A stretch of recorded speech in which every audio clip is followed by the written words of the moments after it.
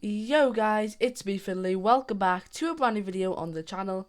Now guys, in this video today we are back reacting to horror animations. So in this video we're going to be reacting to 4 Christmas horror stories animated. So if you guys are new, make sure to drop a like, subscribe.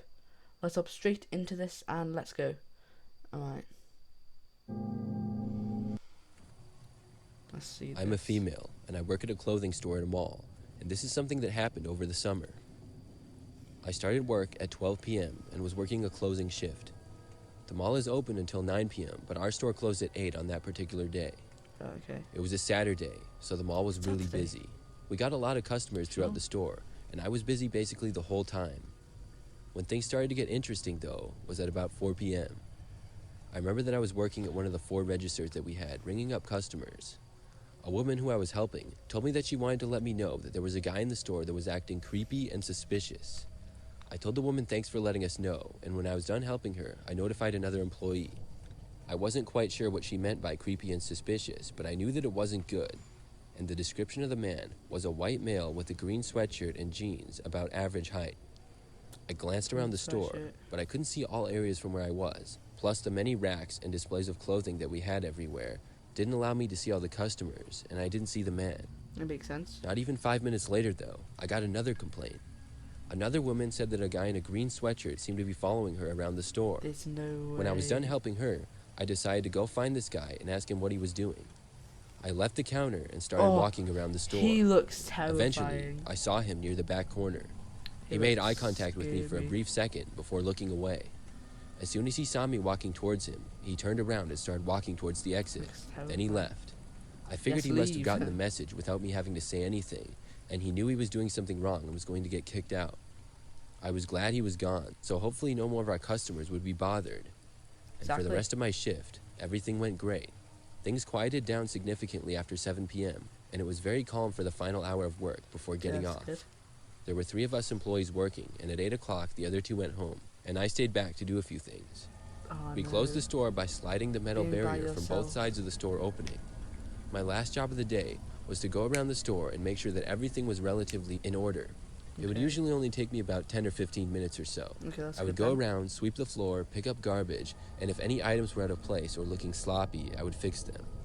Things were taking a bit longer because it had been a Saturday, so there were more things messed up than usual. I started in the front and then made my way to the back. When I was almost done, and at the very back of the store, I was looking through one of the clothing racks, and for some reason, I looked across to the other end. I was looking at the other back corner of the store, and then I noticed something. There was a man hiding behind a clothing display, inside another rack of clothes, sort of looking out. I could just barely tell that he was wearing green. I realized that it was the same guy that had been here before in that moment. Thankfully, his eyes are terrifying. My heart started racing, but I tried my best to act normal. That corner of the store that he was in was the only section of the store that I hadn't yet cleaned or organized, and I was going to do it next. I sure wasn't going to do it anymore, though. After I finished organizing the rack of clothes that I casually walked over to the front end of the store. When I got there, I stopped and texted the mall security number. I hoped that they would have a quick response. I felt like I shouldn't leave the store because I was the only employee there, but I really wanted to. Yeah, leave. I stayed right by the front, about as far away as I could get from the guy. Soon, though, I heard a noise coming from the back of the store. As soon as I did, I ran to the gate and opened it, sliding it open just enough for me to get out, and then pushing it shut behind me. When I did, I just barely saw the man coming into view. I walked to the business next door and saw a security guard walking towards me from down the hallway. I waved him over, and in that same time, saw out of the corner of my eye behind me the man leaving the store that I worked at. I pointed at him, and basically the security guard had to chase the guy down. That's terrifying. He did end up getting caught, and I had to make a report. I was just happy to be okay, though. Looking back at that, I'm so glad I saw the man when I did, because it's really creepy to think how he was hiding in the store alone with me as I was working. Oh my god. Oh my, yeah, exactly. That's terrifying, though. That's really scary. Right. Let me first say that this story happened several years ago and is still to this day the weirdest thing that's ever happened to me.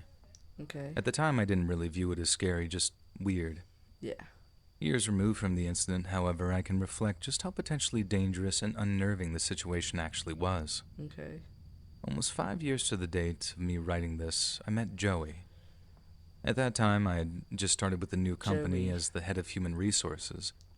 Joey After my sounds like a training, my decent main name, duty so- at this job was to perform all the interviews and do the hiring and placement for most of the new entry-level positions of the company. Okay. At first, it seemed like an easy job, and for the most part, it was easy.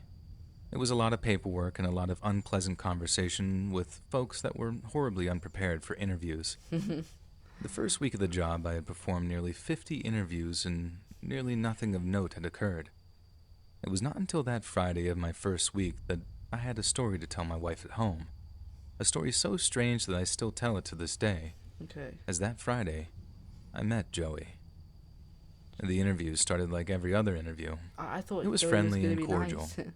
Joey was a shorter man in his 40s. I didn't remember the exact age. I just remember he was close to my dad's age at the time. His resume was all right, nothing that jumped off the page, but nothing that was awful. He talked for a while about his work history, school history, and his personal interests. Again, Okay. nothing that was crazy or noteworthy, just a normal man up to this point. I remember jotting some notes down in my pad that Joey would not be getting a call back, but I wanted to continue the interview just to make sure that I was making the right call. Okay. Little did I know, within just a few minutes, I would know for sure that I was making the right call. Just as we were about to wrap up, Joey said, "You know, I have also done other work that isn't on my resume." I sat back in my chair and clicked my pen a couple times. What the I gave him a hell? nod and told him to continue. He looked down on the ground while he was sitting in his chair and started to twiddle his thumbs, I guess, and Just much like you would do if you were in trouble in the principal's office in school. His voice got a little rocky, and he started to speak through this weird stutter and said, I don't like to put this on my resume because people don't understand, but you look like you would understand me. I can see it in your eyes." This strange sentence freaked me out a little bit, but in a more of His head creeped went out from- kind of way, and not in a real scary way, I suppose. like a matter of He 3 continued. seconds. I used to repossess objects from people, and I really liked Steal. it, and I was good at it. Stealing. And Joey piqued my interest, so I fished for some more information. I asked him to Stealing. elaborate and tell me what company he worked for. No company. I was a business for myself. His tone was now way off, and he was talking slowly and almost with an ominous tone. I asked Joey to elaborate because at this point, I was lost. And the guy said that he would repossess things but didn't work for a repossession company. You know, some people are just ungrateful for the stuff they own. I would take one look at someone and say to myself that there's no way they pay their bills. So I would save everyone the trouble and repossess the car or whatever item may be, So steal not it. just cars. Steal it, basically. At this point, Right. this guy of showed course. me everything and more than I needed. It sounded like he was some type of thief, and I Yeah, just wanted exactly. to wash my hands of this nonsense. I looked at Joey and said, thanks for coming in. If we're interested, we'll give you a call, okay?" I stood up from my chair and extended my hand for a handshake, and instead of standing and doing the same, he stayed in his chair and started to stare at the pictures on my desk. As I stood there with my hand extended like a statue at this point, Just he goes on to say, "Is that your wife?" I lowered my hand and now gave the man a bit of a disgruntled look. yes. "Yeah, that's my wife," I said in a dismissive voice, and then I started to tell him he needed to leave, but he cut me off mid-sentence to You need say, to leave. "Bet she doesn't pay her bills. She would be someone I would repossess." In the moment, I didn't even try to dissect what that meant and what Yep. delusions this guy was talking You're about. not getting the job.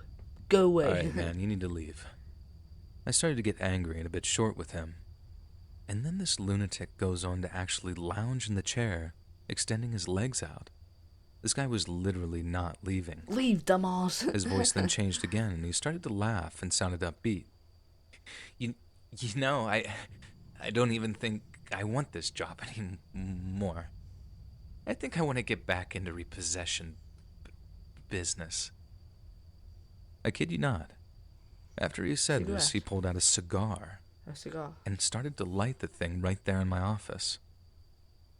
I just stood there in shock for a moment and started to shout at him that he needed to leave right now. Leave. Joey stood up and stepped right in front of me. Joey. I'm not gonna lie.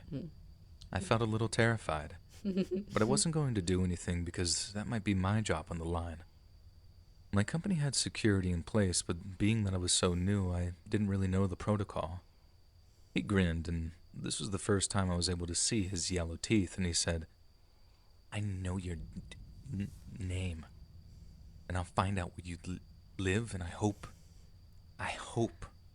you pay your bills. He put the cigar out on his suit jacket arm and walked out of the room. I must admit I felt a wave of relief when he left, but I definitely felt freaked out by the entire ordeal. What a weirdo there. I didn't mention this guy to my supervisors, and I didn't save his resume. In hindsight, I should have reached out to the authorities, or just grabbed him and slugged him. But instead I just chalked it up to this guy being just some sort of freak weirdo. When I went home that evening, my wife was freaked out and told me that I should have done or said something, but I just shrugged it off again. Yeah, that's fine. You know, who I cares? remember that evening not being able to sleep and noticing a lot of automotive lights in the windows. And the thoughts had crossed my mind. Did this insane man actually find my home?